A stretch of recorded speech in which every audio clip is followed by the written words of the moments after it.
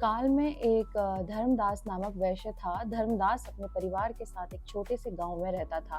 वह बहुत ही गरीब था। वह हमेशा अपने परिवार के भरण पोषण के लिए चिंतित रहता था। उसके परिवार में कई सदस्य थे। धर्मदास बहुत धार्मिक प्रवृत्ति का व्यक्ति था। उसका सदाचार तथा देव एवं ब्राह्मणों के प्रति उसकी श्रद्धा अत्यधिक प्रसिद्ध थी। अक्षय तृतीया व्रत के महात्म्य को सुनने के पश्चात उसने अक्षय तृतीया पर्व के आने पर सुबह जल्दी उठकर गंगा में स्नान करके विधि पूर्वक देवी देवताओं की पूजा की। व्रत के दिन सामर्थ्य अनुसार जल से भरे घड़े, पंखे, जौ, सत्तू, चावल, नमक, गेहूं, गुड़, घी, दही, सोना और वस्त्र आदि वस्तुएं भगवान के चरणों में रखकर ब्राह्मणों को अर्पित कर दी। ये सब दान देकर धर्मदास के परिवार वाले तथा उसकी पत्नी ने उसे रोकने की कोशिश की। उन्होंने कहा कि अगर धर्मदास इतना सब कुछ दान में दे देगा तो उसके परिवार का पालन पोषण कैसे होगा।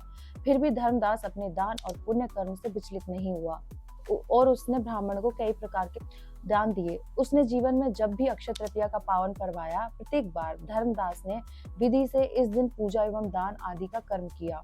अनेक रोगों से ग्रस्त तथा वृद्ध होने के उपरांत भी उसने उपवास करके धर्म, कर्म और दान पुण्य किया। यही वैश्य दूसरे अगले जन्म में कुशावती का राजा हुआ।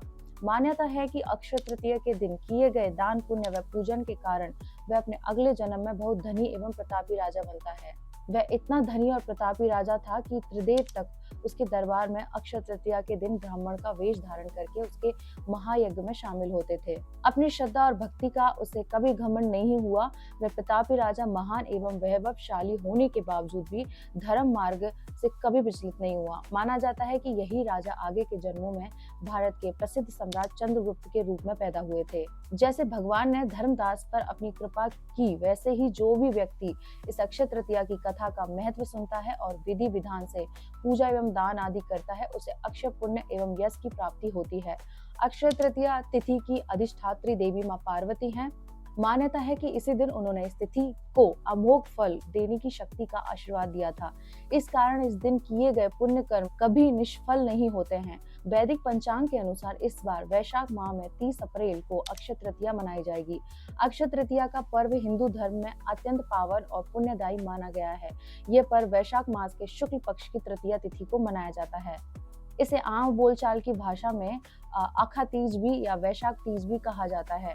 मान्यता है कि त्रेता और सतयुग की शुरुआत इसी दिन हुई थी, इसलिए इसे कृतयुगादि तृतीया भी कहा जाता है। भविष्य पुराण के अनुसार इस दिन जो कभी धार्मिक कार्य किए जाते हैं, जैसे स्नान, दान, जप, होम, स्वाध्याय और तर्पण, वे सभी अक्षय फल प्रदान करते हैं।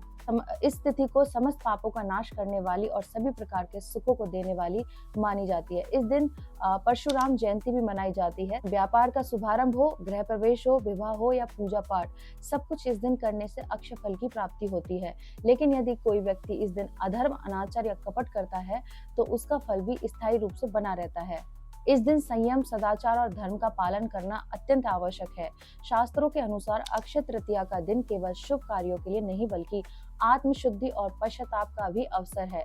इस दिन व्यक्ति को अपने द्वारा या अपने परिवारजनों द्वारा जाने अनजाने में हुए पापों के लिए ईश्वर से क्षमा मांगनी चाहिए। ऐसा करने पर ईश्वर अपराध क्षमा कर सद्गुणों की प्राप्ति करवाते हैं।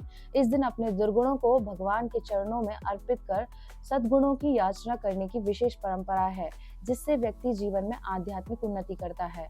अक्षय तृतीया पर अपनी राशियों के अनुसार भी कई चीजों का दान कर सकते हैं।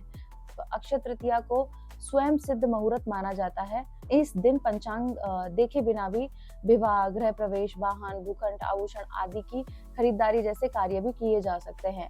देवी पार्वती ने धर्मराज को बताया कि जो स्त्री सुख की कामना करती है उसे इस दिन व्रत करते हुए नमक का त्याग करना चाहिए। स्वयं देवी पार्वती ने इसी व्रत को कर भगवान शिव को प्राप्त किया था।